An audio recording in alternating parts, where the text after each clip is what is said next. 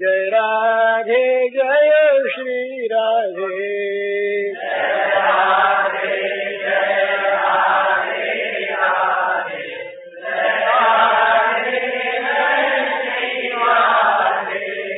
जय राधे जय राधे राधे, जय राधे जय श्री राधे।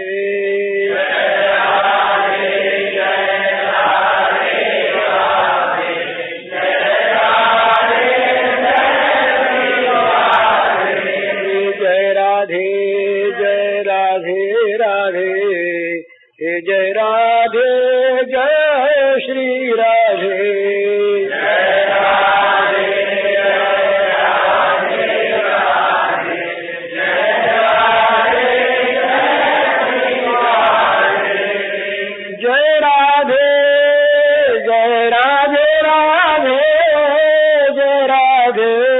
जय श्री राधे।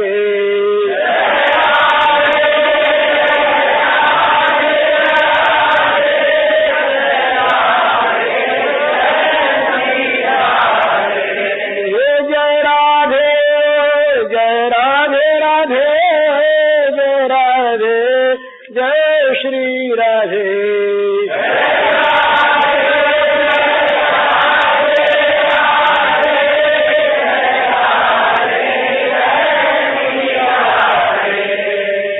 कृष्ण कृष्ण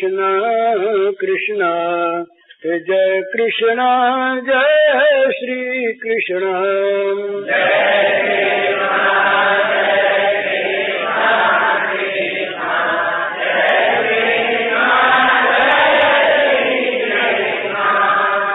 जय कृष्ण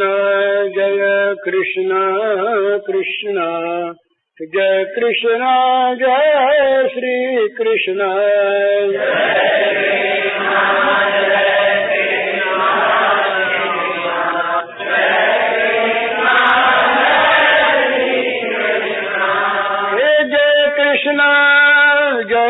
कृष्ण कृष्ण जय कृष्ण जय श्री कृष्ण।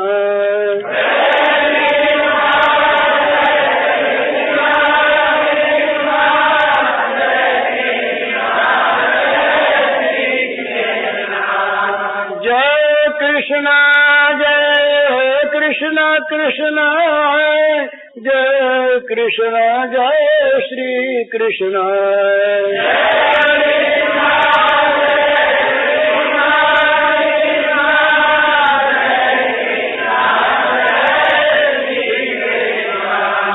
हे जय कृष्ण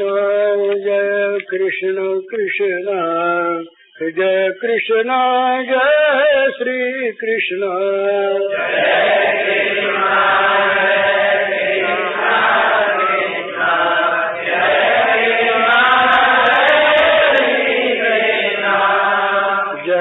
कृष्ण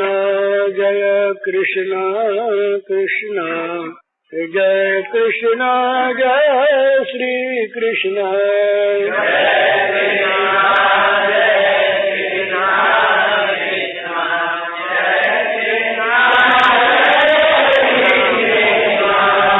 श्री राधा माधव की जय।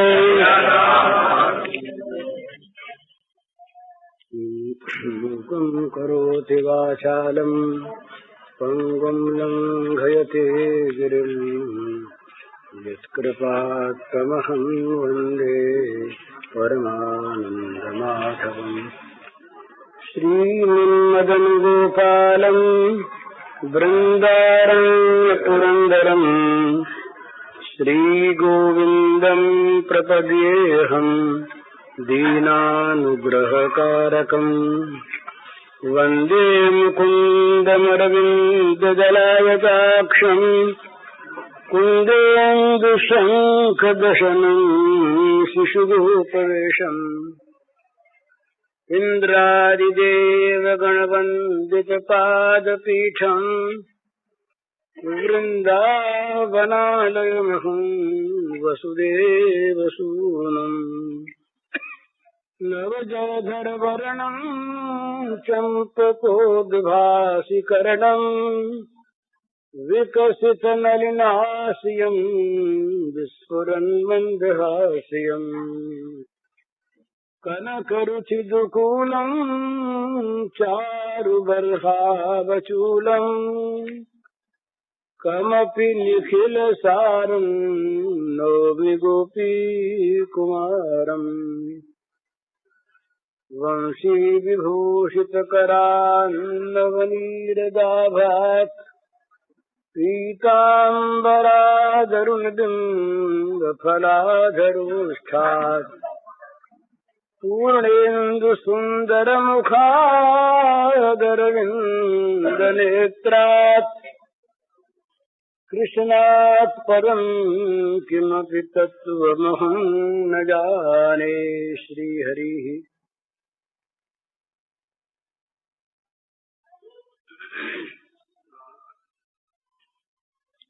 आज प्रातः काल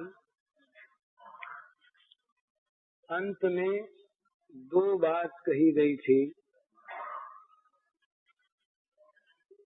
अपने जीवन की सच्ची चाह हो और विश्वास पूर्वक भगवत प्रार्थना हो तो अनायास निश्चय ही वो चाह पूरी होती है।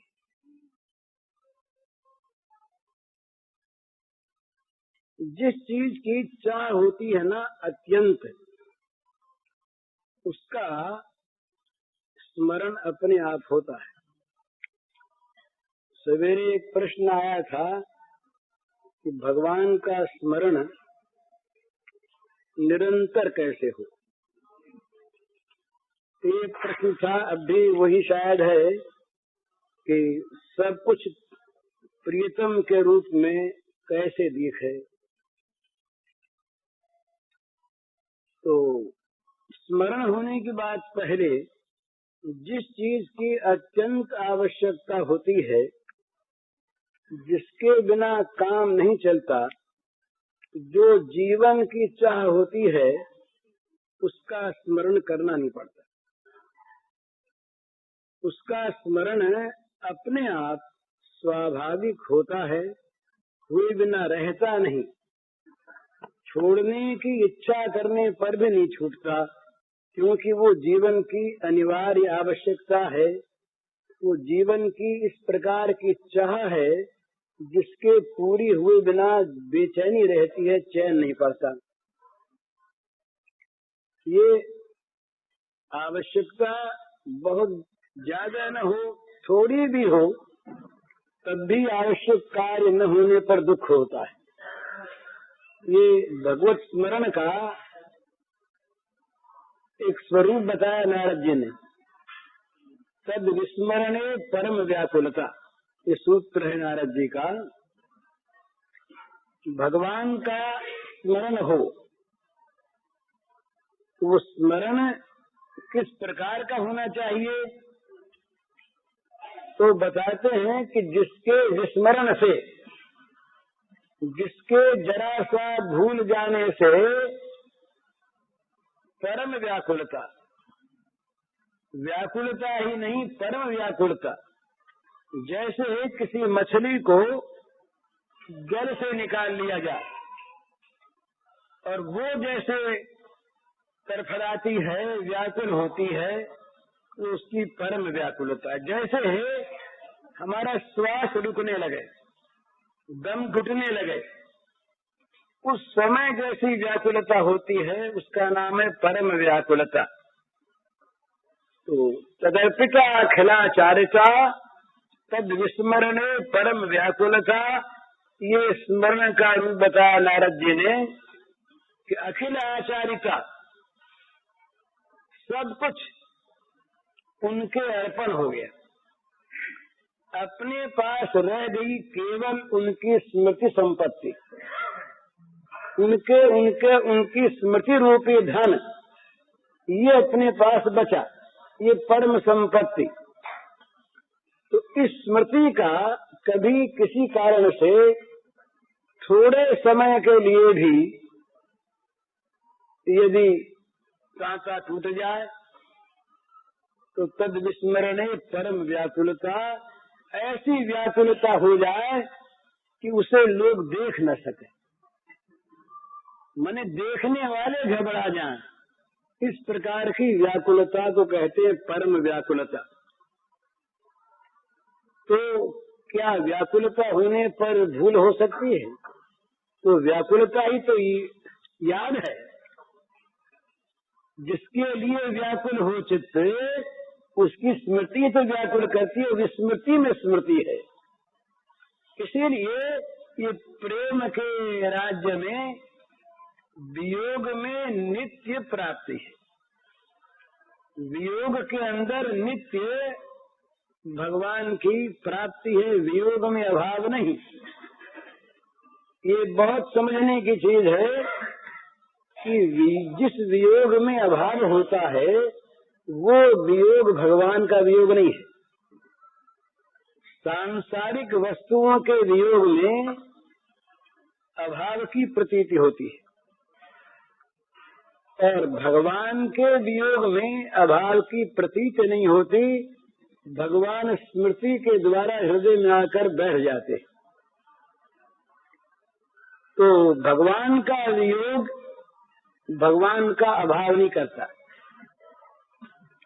परंतु जहाँ अभाव की कल्पना है वहाँ इस प्रकार की बेचैनी है, इस प्रकार का परम व्याकुल भाव है कि उसकी छटपटाहट को देखकर, उसकी तड़पन को देखकर देखने वाले लोग व्याकुल हो जाते हैं। उनके मन में करुणा उत्पन्न हो जाती है कि ये क्या हो गया। उद्धव लौट करके आए और राधा की दशा देख करके आए। चित दे सुनो श्याम प्रवीण, चित दे सुनो श्याम प्रवीण, श्याम तुम्हारे है बिरह राधा, मैं जो देखी छीन चित दे सुनो श्याम प्रवीण। उद्धव रोने लगे। ये विभिन्न भाव हैं। उद्धव ये भाव भी देख करके आए कि राधा से राधा नाथ का वियोग कभी हुआ ही नहीं और है ही नहीं। राधा ने ये भी बतलाया कि तुम समझते हो कि श्याम सुंदर चले गए यहाँ से, वो तो नित्य यहीं पर है। और राधा के वियोग की लीला को भी देखा तो आकर रोने लगे उद्धव जी और उलाहना देने लगे श्याम सुंदर को कि तुम बड़े निठुर हो। इस प्रकार उन बिलबिलाते हुए जीवों को छोड़कर, उन रोते हुए प्रेमियों को छोड़कर तुम चले आए। तुम्हें दया नहीं हुई मन में। मैं देख के आया वो राधा के अंगुलियों की मुदरी उसके बाह में आने लगी है, इतनी छीन हो गई है वो। परम व्याकुलता, वियोग में विस्मृति में परम व्याकुलता हो जो देखी न जा सके, ये ऊंची स्थिति। लेकिन जहाँ आवश्यकता होती है वहाँ वस्तु के न होने पर दुख होता है, भजन नहीं होता। भजन नहीं होने पर चित्त दुखी होता है क्या? बल्कि हम तो यूँ सोचते हैं अपने मन में कि भी जरूरी काम हो गया तो माला को जरूरी थोड़ी है कल फेर लेंगे। जरूरी काम पहले करना है। आजकल बेजरूरी दो काम हैं, बेजरूरी दो काम। एक तो भजन बेजरूरी काम, बोले भाई समय नहीं मिलता, काम बहुत ज्यादा है, फुर्सत नहीं मिलती, काम सब संभालना चाहिए, संभालना पड़ता ही है, तो क्या करें? बोले भजन वजन कम कर दो, और तो कोई चीज कम होती नहीं, सब जरूरी काम। उनके बिना किए तो चलता नहीं। ये बेजरूरी फालतू काम है। हुआ तो हुआ, न हुआ तो न हुआ, कोई बात नहीं, कोई देना थोड़ी किया हुआ है। न सही भजन और यदि खर्च बढ़ जाता है बहुत तो बोले क्या खर्च बढ़ाने, आमदनी रही नहीं तो और खर्च तो घटता नहीं, कोई धर्मादा बंद कर दो, ये फालतू काम। तो फालतू काम के न होने पर कौन बेचैन होता है, पर जरूरी काम हो तो बेचैनी होती है। तो भगवान की आवश्यकता मन में जाग जाए, भगवान के स्मरण की आवश्यकता मन में जाग जाए तो जरा सा विस्मरण भी अपने को ऐसा मालूम देगा मानो बहुत बड़ा अपराध हो गया, बहुत बड़ी हानि हो गई। विपद विस्मरणम विष्णु संपन्न नारायण स्मृति, ये कहते हैं शास्त्रकार, विपदो नहीं विपद संपदो नहीं संपतः। ये संसार की संपत्ति संपत्ति नहीं और संसार की विपत्ति विपत्ति नहीं। विपद विस्मरणम विष्णु, भगवान का विस्मरण हो गया, भगवान को भूल गए, ये सबसे बड़ी विपत्ति आ गई। तो संपन्न नारायण स्मृति ही, भगवान नारायण की स्मृति हुई, भगवान याद रहे तो सारी संपत्ति मिल गई। परम संपत्ति, परम सौभाग्य, परम पुण्य, परम बुद्धिमत्ता, ये सारी की सारी भगवान के स्मरण में है। और जहाँ भगवत स्मरण का अभाव वही विपत्ति, वही दुर्भाग्य, वही दुख, वही पाप, वही विपत्ति, वही मूर्खता। तो भगवान का स्मरण यदि इस भाव से कोई करे तो भूल जाने पर बेचैनी होती, भूलता है आदमी। हम किसी प्यारी वस्तु को कहीं रख करके भूल गए, बड़ी जरूरी चीज है, और रख दी कहीं भूल गए, नहीं मिलती तो बेचैनी होती है। तो जिस वस्तु का हमें अत्यंत प्रयोजन है, जो वस्तु हमें अत्यंत प्रिय है और जो वस्तु हमें अत्यंत आवश्यक है, उस वस्तु का स्मरण करना नहीं पड़ता। स्मरण भूल जाने पर दुख होता है, बेचैनी होती है, पाप का बोध होता है। सूरदास कहते हैं, मौसम कौन कुटिल खलकामी, जिन तनु दियो ताई बिसरायो, ऐसो नमक हरामी।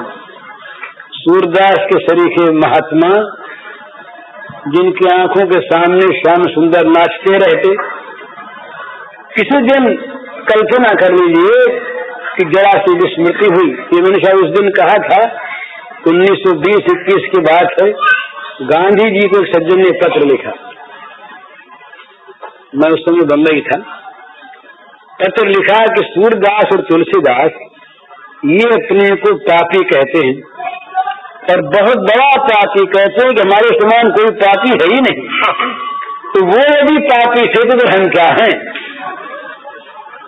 तो गांधी जी ने बड़ा सुंदर उत्तर दिया।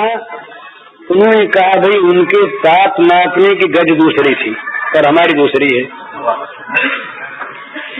तो वे बहुत छोटे पाप को, बहुत छोटी भूल को बड़ा अपराध मानते, और हम बड़े से बड़े पाप को पाप तो मानते ही नहीं, कहीं पुण्य भी मान लेते हैं कि हम बुद्धिमत्ता मानते हैं। तो वो कहते हैं वो अपने पाप का, तो सूरदास जी संकेत क्या देते हैं, जिन तनु दियो ताई बिसरायो, ऐसो नमक हरामी। अरे हम भूल गए, क्षण भर के लिए कभी भूले होंगे, कहीं विस्मृति आई होगी तो अपने को महापापी, मौसम कौन कुटिल खल कामी, दुष्ट मेरे समान कौन, कुटिल मेरे समान कौन, पापी मेरे समान कौन, क्यों कि मैं भगवान को भूल गया। तो भगवान की विस्मृति में जब बेचैनी होने लगेगी तब भगवान संपत्ति होंगे आपकी। अभी तो भगवान व्यर्थ की चीज है। फुर्सत हुई आपको, भगवान पर कृपा की आपने, तो कभी उनका स्मरण कर लिया, उन पर एहसान, देखो हमने तुम्हारा स्मरण किया, याद रखना वाला, तुम्हें बदला उतारना है इसका।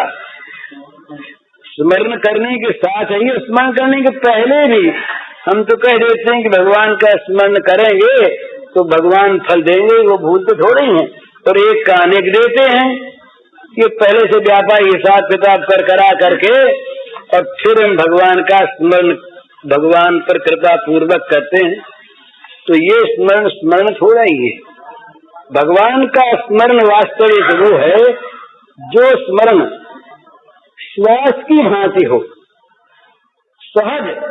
श्वास हम लेते हैं सहज, पर रुक जाने पर बेचैनी होती है। किसी को उपदेश नहीं करना पड़ता कि तुम श्वास लिया करो, और वो श्वास लेने वाला ये नहीं कहता कि भाई कितनी संख्या में लें, कितनी संख्या में जाप करें,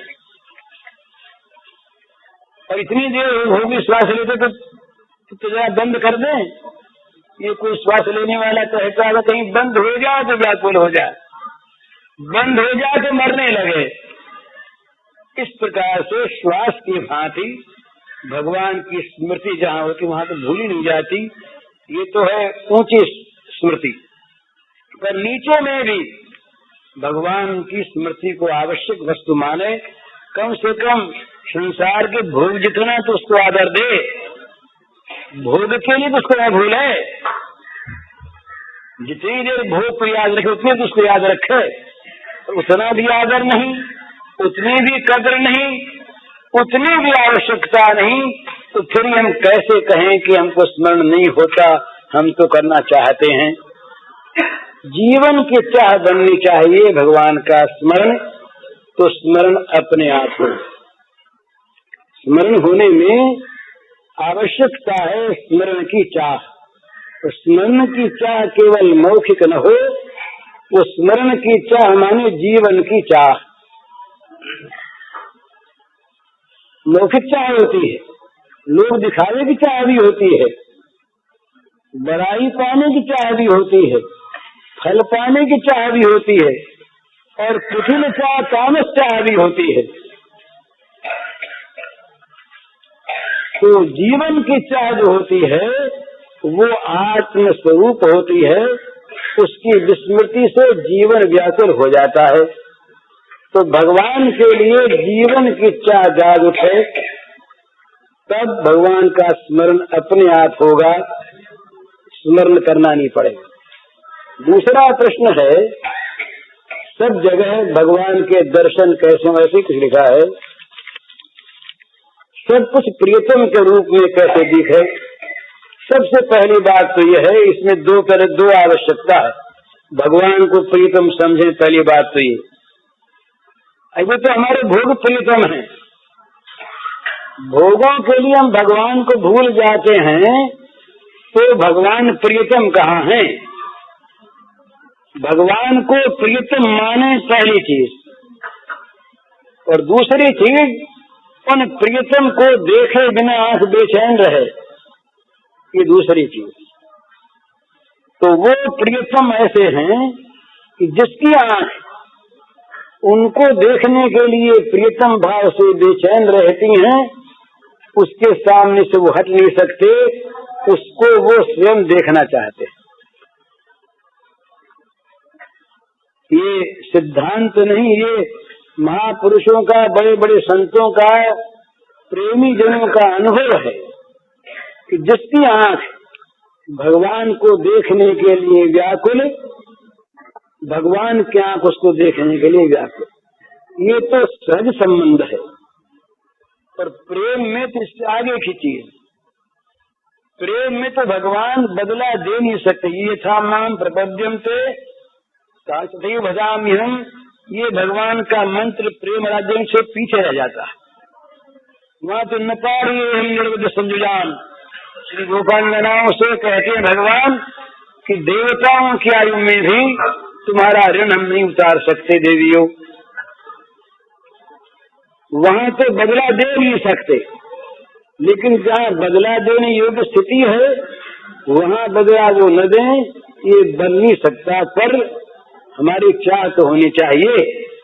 हमारी आँख तो जगत को देखना चाहती है, हमारी आँख जगत के भोगों को देखना चाहती है, हमारी आँख अपनी तृप्ति चाहती है, आँख का असली फल नहीं चाहते। अक्षन्वताम फलमिदम, ये श्रीमद् भागवत में आया कि आँख वालों की आँख का फल तो है श्याम सुंदर का दर्शन।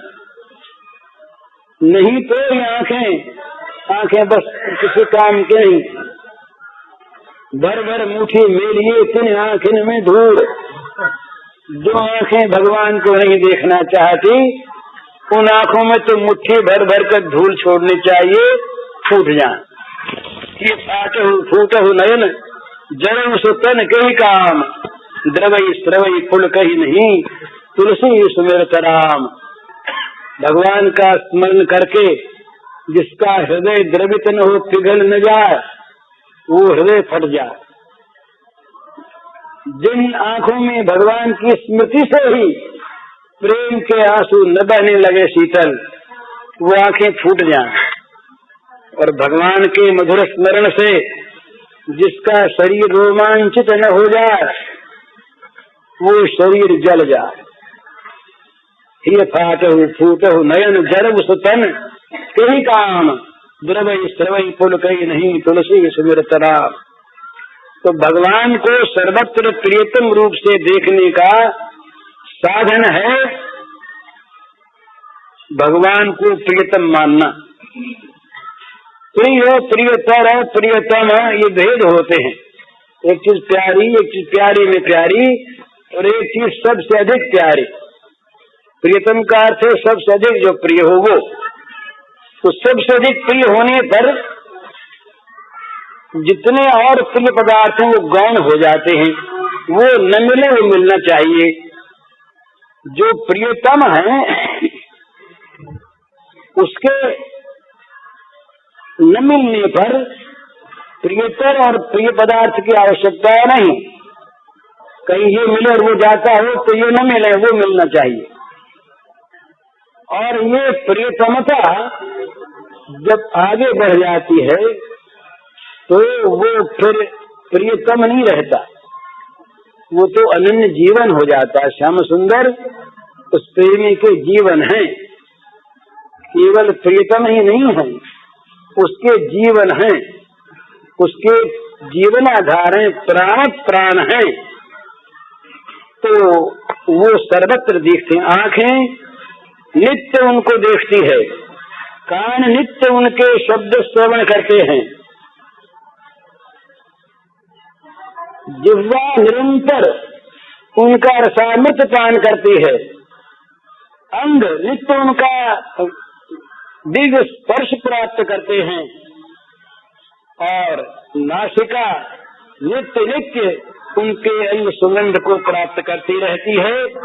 यदि इन इंद्रियों में ये चाह हो तो ये एक और बड़ी विलक्षण और बड़ी सच्ची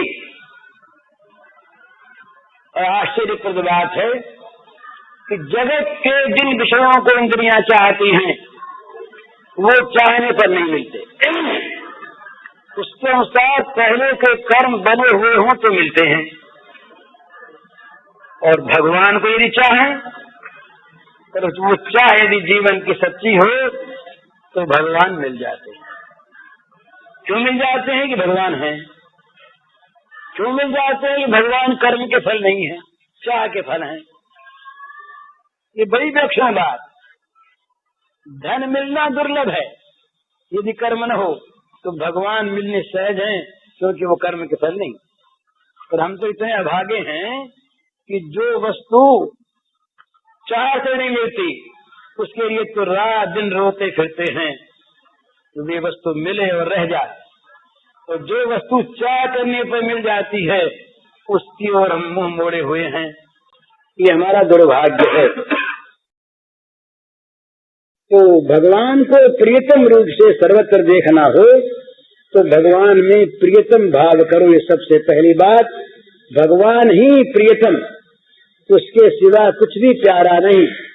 जो भगवान के अनुकूल हो, जो प्रियतम की सेवा के लिए रहे वो तो रहे, और नहीं तो कठिन बात है महाराज। इसका उल्टा अर्थ लोग ले लें, इसलिए कहने में डर तो लगता है, क्योंकि उल्टा अर्थ तो सहज में लेते हैं। तुलसीदास कहते हैं, जाके प्रिय राम वैदेही तजिए ताहि कोटि बैरी समय, यद्यपि परम स्नेही जाके हे प्रिय राम वैदेही। पिता तजो प्रहलाद विभीषण बंधु भरत महतारी बलि गुरु तजो कंस बज बलितनी भय जग मंगलकारी जाके प्रिय राम वही रही।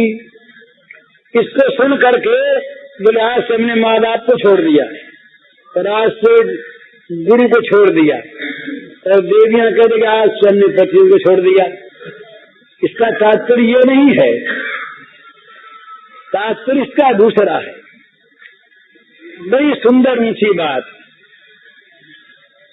अपने पहले हम अगर किसी के पिता हैं, किसी के पुत्र हैं, किसी के भाई हैं, किसी के पति हैं, किसी की पत्नी हैं, और हम यदि अपने उन संबंधियों को भगवान में न लगाकर नरकों में ले जाने वाले भोगों में लगाते हैं तो हम उनके बैरी हो गए।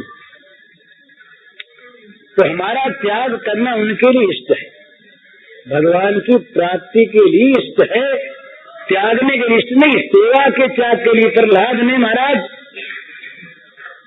कहाँ त्याग किया और कैसा त्याग किया। पिता ने कहा कि तुमको आग में डालेंगे, मंजूर पिता है, स्वीकार। जहर देने की तैयारी हुई, प्रहलाद को जहर देने की तैयारी। जहर कौन दे?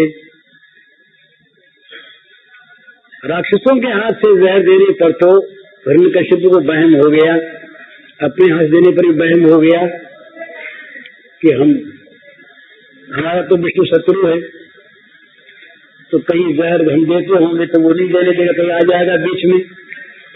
और दैत्य लोग जो हैं उनकी करतूत देख चुके, सारी की सारी सब मारने आए, कोई उसको मार सके नहीं। तो सोचा हिरण्यकश्यप ने बड़ी विकट बात कि इसकी माँ जो है कयाधु, ये जरा पतिव्रता तो है पर कुछ विष्णु के पक्ष वाली है। ये कहाँ करती है ना कि बच्चों को मारो मत, सताओ मत, माँ है ना। हिरण्यकश्यप को सताना देख करके कभी कभी कयाधु रो करती। ये तो उसका विचार था कि मेरा बच्चा जो है ये बुरा काम तो नहीं कर रहा है, पर पति विरोधी उसके, और पति के कारण से सारा साम्राज्य विरोधी उसका। एक प्रहलाद की मां मन ही मन समर्थन करती प्रहलाद के कार्य का, प्रकाश में नहीं, पति विरोध नहीं हो जाए और पति नाराज भी न हो जाए। इस बात को वो कुछ ताड़ गया था हिरण्यकश्यप। तो उसने सोचा अपने मन में दुरभिसंधि की, इसके हाथ से अगर जहर दिलवाया जाए तो विष्णु शायद कुछ गड़बड़ नहीं करेगा बीच में, तो प्रहलाद मर जाएगा। तो बड़ा कठिन जहर कालकूट, जिसकी गंध से मर जाए आदमी, इस प्रकार का उसने तैयार करवाया, प्याले में डाला और कयाधु के पास ले गया। बड़ी कठिन परीक्षा है माता की। कयाधु के पास ले गया, ले जा करके उससे बोला कि देख तू पतिव्रता है और आज मेरा काम करना पड़ेगा। कहा क्या काम? कहा ये प्याला है, ये तेरे हाथ से तू प्रहलाद को पिला दे। इसमें क्या है? हिचका एक बार, लेकिन राक्षस हृदय है ना, निर्दय होता राक्षसी हृदय। हम मनुष्य भी राक्षस होते हैं, जिसके हृदय में निर्दयता वही राक्षस। राक्षस का ये डेफिनेशन है। तो वो राक्षसी हृदय था, क्या करे?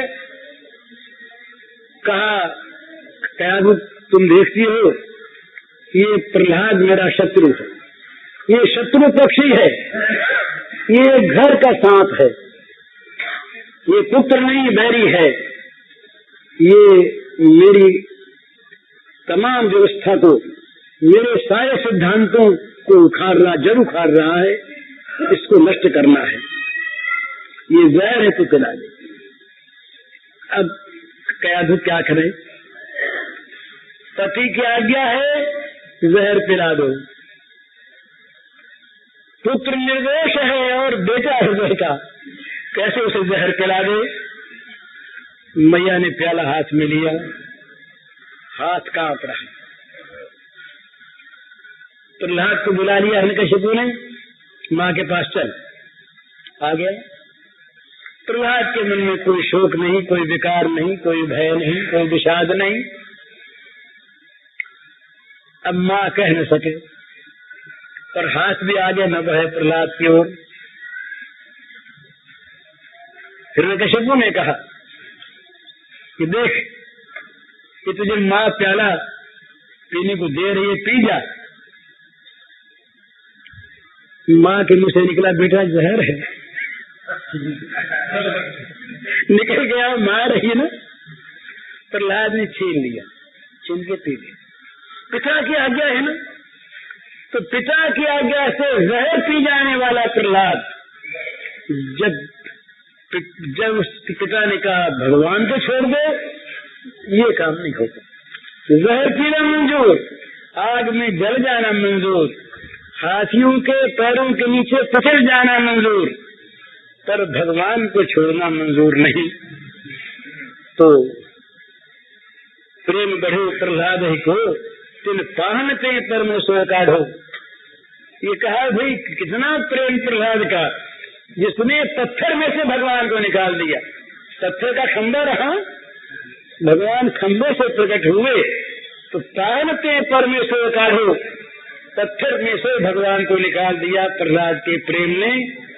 तो यहाँ तक आज्ञा मानो, पर जो आज्ञा देने वाले को भी नरकों में ले जाने वाली हो, वो न माने। कोई आपत्ति पाप करने के लिए कहे कोई घर वाला तो नहीं मानना चाहिए, ये अपराध नहीं, और भगवान को छोड़ने की बात बड़ी कठिन। तो तजिए ताई कोटि बैरी सम यद्यपि परम सने ही, करोड़ों बैरियों के समान उसका त्याग कर दे, चाहे परम स्नेही क्यों न हो। तो वहाँ प्रश्न उठा कि ऐसे कोई उदाहरण भी है, तो 5 नाम लिए तुलसीदास जी ने, और 5 जो अत्यंत निकटस्थ प्रिय हैं उनके, पिता, माता, भाई, गुरु और पति, ये 5 सबसे अधिक निकट के आत्मीय हैं। पिता तो जो प्रहलाद ने और सब बात नहीं, भगवान को छोड़ने में असमर्थ पाकर अपने को पिता को छोड़ दिया। विभीषण बंधु राम विरोधी होने के कारण से रावण को विभीषण ने छोड़ दिया, और भरत महतारी, भरत ने माँ कैकेयी का त्याग कर दिया, और बलिराजा ने गुरु शुक्राचार्य का परित्याग कर दिया, और बलि गुरु सजो और कंत ब्रज बनिताओं ने पतियों का परित्याग कर दिया। और ये इतने निकटस्थ आत्मियों का परित्याग करने वाले इतने मंगलमय हुए कि इनका नाम ले लेकर आज जगत मंगल को प्राप्त करता है। तो भाई तुलसीदास जी महाराज काल बताते नाथे लेह राम सो मनियत सुध जहानो, अंजन का आंख जे फूटे बहुत तक कहूँ कहा लो। अरे सुरमा क्यों लगाते हैं हम आंख में? इसलिए लगाते हैं कि आंखों की रोशनी बढ़े, आंखों में कुछ ज्योति बढ़ जाए, तेज आ जाए। तो जिस सुरमे के लगाने से आंख फूट जाए उसको लगाना चाहिए क्या? तो घर वाले स्नेही संबंधी आत्मीय तो वो कि जिनके साथ संलग्न होने से, जिनसे मिलने से हमारे ज्ञान की ज्योति बढ़े, हम भगवान को प्राप्त कर सके, हमारे अंदर की आंखों में रोशनी आवे। और यदि आंख फूट जाए, हमारा जीवन तमोमय हो जाए और अंधकार में नरकों में हम जाने लगे, तो फिर क्या करें? त्याग दें। सुरमा होता है लगाने के लिए। तुलसी सो सदभाति परम हित पूज्य प्राण ते प्यारो, जासु हुए स्नेह राम तद एक मतो हमारो। तुलसीदास जी कहते हैं वही सब भांति प्रिय है, वही हितैषी है, वही प्राण प्रिय प्रियतम वही है कि जो प्रियतम की याद दिला दे, जो प्रियतम से मिला दे, जो प्रियतम की डगर बता दे। ये प्रेमियों के उद्गार हैं कि भाई हम तो उसको पूजेंगे जो हमको प्रियतम के डगर पर चला दे, प्रियतम के मार्ग पर हमको चला दे, वो हमारा परम प्रिय है। और जो हमें प्रियतम के मार्ग से हटा दे, वो धन संपत्ति, वो प्रिय वस्तु, वो प्रिय पदार्थ, वो प्रिय परिस्थिति, वो धर्म कर्म भी, सो सब धर्म कर्म जरि जाहु, जन राम पद पंकज भाऊ। उस धर्म कर्म में भी आग लग जाए जो धर्म कर्म भगवान के प्रेम को नहीं प्राप्त करवाता। तो भाई प्रियतम, इसको अगर सर्वत्र देखना हो तो भगवान में प्रियतम भाव करो। और प्रियतम भाव का अर्थ है, प्रियतम भाव का अर्थ है जगत के सारे प्राणी पदार्थ उससे कम दर्जे के प्रिय हो जाएं, और अगर विरोधी हो कोई भी, धन भी, संपत्ति भी, जीवन भी, तो वो तो त्याग करने योग्य हो जाए, जल्दी से जल्दी उसका परित्याग हो जाए, तो पिंड छूटे, आसत कटे। ये तो बड़ी भारी हानि है ना। इसको महच्छिद्रम कहा, महान हानि की चीज जो भगवान से अलग करा दी हमको।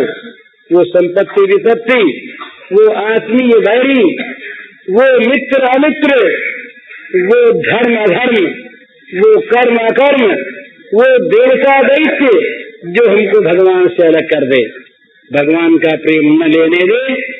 तो भगवान को प्रियतम रूप से देखना एक बात, और दूसरी बात ये कि उस प्रियतम को देखने के लिए आंखों में तरस पैदा हो जाए। आँखियां हरि दर्शन की प्यासी हैं, हरि दर्शन की प्यासी, भगवान के दर्शन के लिए नेत्र नित्य पिपासित रहें, सदा रहता सुरत होने पर जब तो श्याम सुधारे, इस दिन दर्शक नयन हमारे। गोपांजना कहती हैं कि हमारी आंखें नित्य दिन रात दिन बरसती रहती हैं। जब से श्याम सुंदर यहाँ से सिधार गए, सदा रहे तारस ऋतु हमें पर, तारस कहते वर्षा को, तो वो कहती है कि हमारे ऊपर तो जब से श्याम सुंदर गए तब से निरंतर वर्षा ऋतु ही रहती है, हम पर छाई रहती है वर्षा ऋतु, आंखों के द्वारा वर्षा होती रहती है निरंतर, वर्षा तो नयन हमारे। तो ये इस प्रकार की नेत्रों के अंदर एक तृष्णा पैदा हो जानी चाहिए उस प्रियतम के दर्शन के लिए। तो महाराज सारे दर्शन, सारे दृश्यों को वो प्रियतम खा जाएगा, काल बन जाएगा, और सारे दर्शनों के लिए तमाम दृश्य मिट जाएंगे, एकमात्र उसका दृश्य रहेगा जाते जागते सोते बैठते उठते खाते पीते। ये पूछते सरल उपाय बताओ, और सरस उपाय बताओ। उपाय जानते हो तो हम ही करते हैं, नहीं तो खाली बात ही बनाते हैं। उपाय जानते नहीं है, पर आप लोगों का दिल बहल जाता है, धोखे में रहे तो उठ जाइएगा यहाँ से, और दिल बहलता है तो बैठे रहिए। तो बात ये है, एक चीज वो कहते हैं, किसी और सुंदर चीज को देखकर इधर मन चला जाता है तो उस समय भगवान को देखें। आप भावना करिए कि प्रत्येक सौंदर्य उनके सौंदर्य से आया है। सामने कोई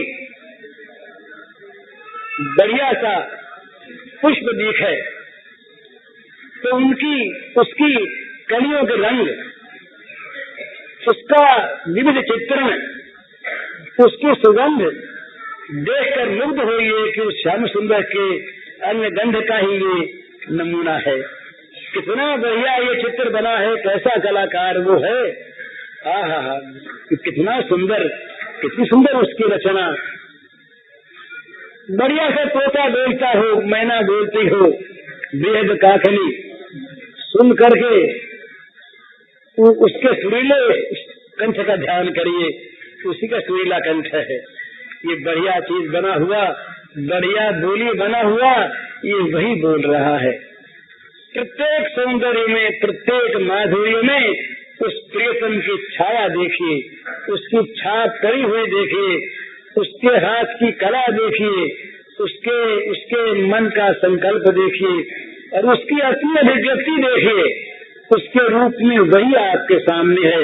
तुम्हारा यदि आंख पलट गई, आपकी पलट जाएगी, तो वो नेत्रों में आके बस जाएगा। सच्ची बात, वो नेत्रों में आके बस जाएगा भला, तो क्या होगा? जिन आंखों में वह रूप बसो, उन आंख न सो फिर देखिए का। जिन आंखों में वो रूप बस जाएगा, ये कवि की कल्पना नहीं समझिए आप, सत्य है। जिन आंखों में रूप बस जाएगा, वे आंख दूसरे को देखने से इनकार कर देगी। आंख इनकार कर देगी, दूसरा यहाँ हमारे अंदर नहीं आ सकता, प्रवेश नहीं कर सकता। उसके लिए आंख मुड़ जाएगी, आंख छूट जाएगी, या आंखों में दूसरा आ नहीं सकेगा। आंखों के पास अगर आया तो बन जाएगा श्याम सुंदर, बन जाएगा। आंख उसे बना लेगी भगवान। ये हम लोग जरा कहने में सपचा जाते हैं तो कहते हैं विचार की आंख से देखता है। देखना शब्द तो आता है, यो माम पश्यति सर्वत्र सर्वं च मयि पश्यति है, देखना है। पर हम कहते हैं विचार की आंख से भगवान को देखता है।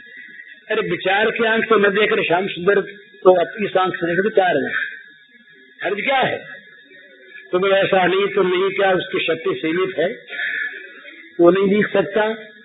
जो सर्वव्यापी है, जो सब में है और जो सर्वशक्तिमान है, वो कहीं अगर प्रकट हो जाए तो उसे कौन रोकता है? उसकी शक्ति की कोई सीमा हम जानते हैं? हम कहते हैं सगुण ही है, निर्गुण नहीं, तो क्यों नहीं निर्गुण? क्या वो अक्षम है? हम कहते हैं नहीं, वो तो सगुण हो नहीं सकता, क्यों नहीं हो सकता? जितने सगुण पदार्थ हैं ये कहाँ से आई और कौन है? ये है क्या? जगत का सारा का सारा जो है, इसमें भरा कौन है? कोई जड़ वस्तु भरी है? कोई इसके अंदर पत्थर भरे हैं जो नहीं दिखते? ना ना, वही श्याम सुंदर भरा है। सब जगह पत्थर में, पेड़ में, जहाँ तहाँ वो श्याम सुंदर भरा है। उसको देखने की आंख अपनी होनी चाहिए। तो इन्हीं आंखों से, ज्ञान की आंख की आवश्यकता नहीं, ज्ञान की आंख तो अपने आप खुल जाएगी। ज्ञातुम दृष्टुम च तत्वेन न प्रवेष्टुम च परम तत्। ज्ञातुम में आ गया वो विचार से देखना, तो उसका जो तात्विक स्वरूप का अर्थ ये नहीं मानना चाहिए कि वो विग्रह रहित ही होता है तात्विक। वो परम तत्व ही तत्वरूप विग्रह से नित्य वर्तमान है।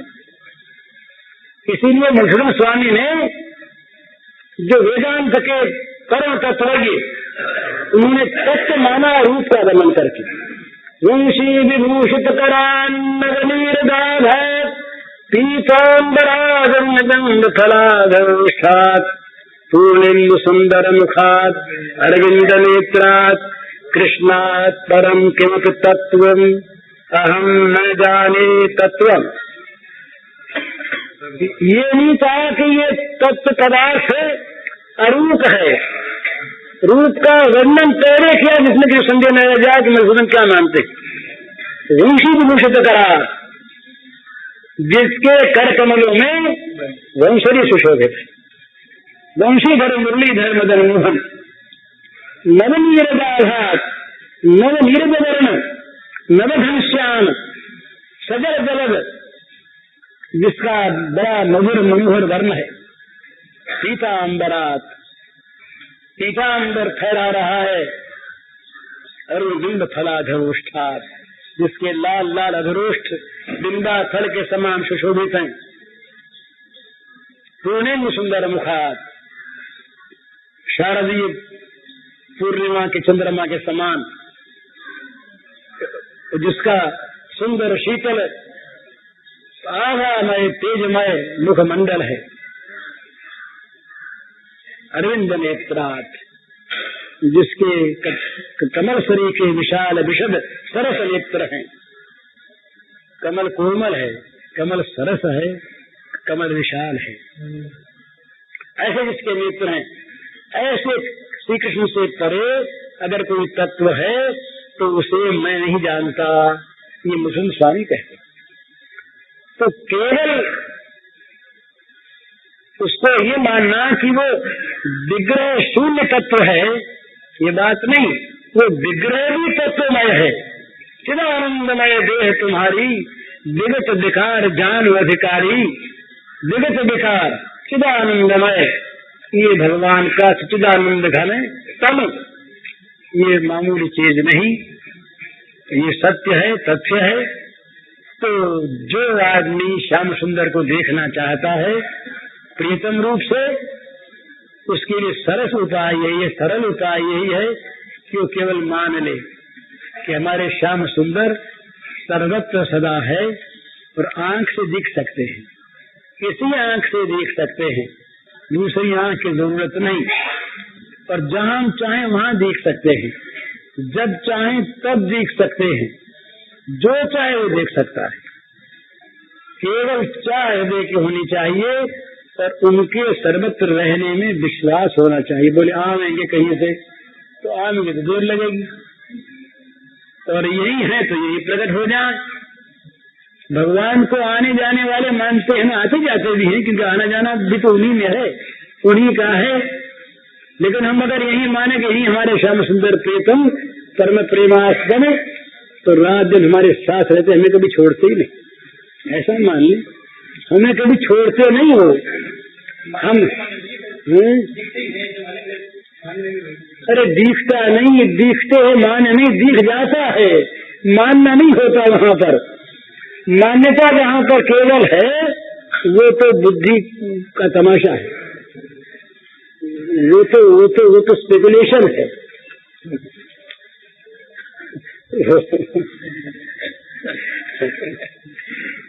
वो चीज दूसरी।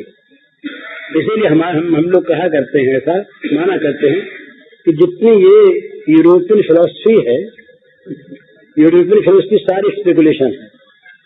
वहाँ प्राकृत और अप्राकृत का संबंध वर्तमान नहीं है। वो तो ज्ञानारण्य है, वो तो ज्ञान का जंगल है, उसमें घुस जाओ। और हमारी फिलॉसफी है ये कर्म ज्ञान बीच ही है, ले जाती है ज्ञान स्वरूप के पास।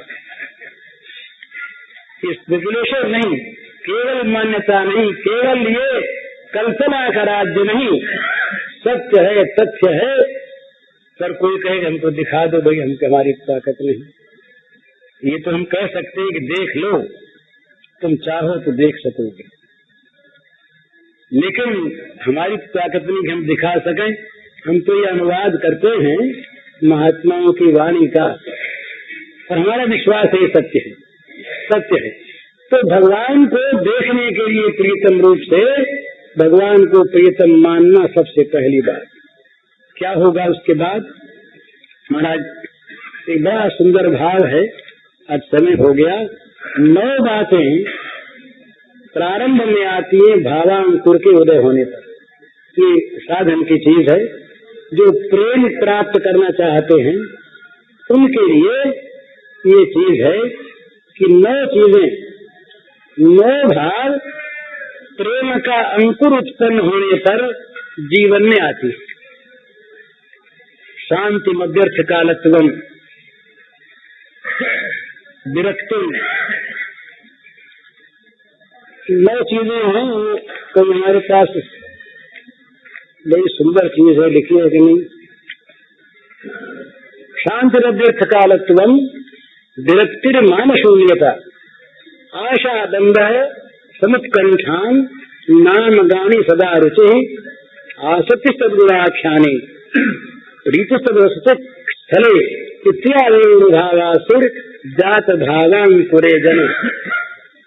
जिस मनुष्य में भाव माने प्रेम, ये इसके बाद ये 9 चीजें जब हो जाती हैं, उसके बाद प्रीति का प्रारंभ होता है। उस प्रीति के, ये तो अंकुर है, उस प्रीति के फिर 8 स्तर हैं। ये रसशास्त्र का, तीर्थ शास्त्र का ये जो एक फिलॉसफी है, ईश्वर के प्रेम की फिलॉसफी, प्रेम दर्शन, तो प्रीति, स्नेह, मान, प्रणय, राग, अनुराग, भाव, महाभाव, तो उसके 8 स्तर माने गए हैं। प्रीति, स्नेह, मान, प्रणय, राग, अनुराग, भाव, महाभाव। महाभाव रूपा श्री राधा जी मानी गई। इसके पहले भाव की आवश्यकता है। तो भाव 3 प्रकार के होते हैं, जिसमें 2 प्रधान। ये भावुकता का विषय नहीं है, ये जरा दर्शन का विषय है। पहले एक भाव होता है, एक भाव राज्य है। उस भाव राज्य के बाद एक ज्ञान राज्य होता है। उस ज्ञान राज्य के बाद फिर भाव राज्य है। वो भाव राज्य जो है, उसका संकेत है मद भक्ति में लभते परामी। इसके पहले ज्ञान राज्य है, ब्रह्मभूतः। इसके पहले भाव राज्य है, अंतकरण विशुद्धि के लिए बुद्धा विशुद्धया से लेकर के और ब्रह्म भूयाय कल्पते तक, ये साधन राज्य है भाव का। इसके बाद ज्ञान राज्य है, ज्ञान राज्य के पश्चात फिर ये भाव राज्य है, भाव राज्य के बाद लीला प्रवेश है।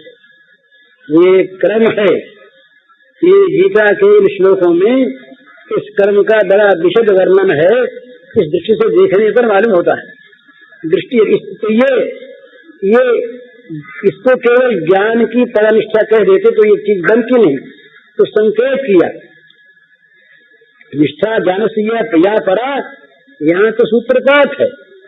लेकिन वो चीज क्या है जो ज्ञानोत्तर काल में भी जिसकी आवश्यकता होती है।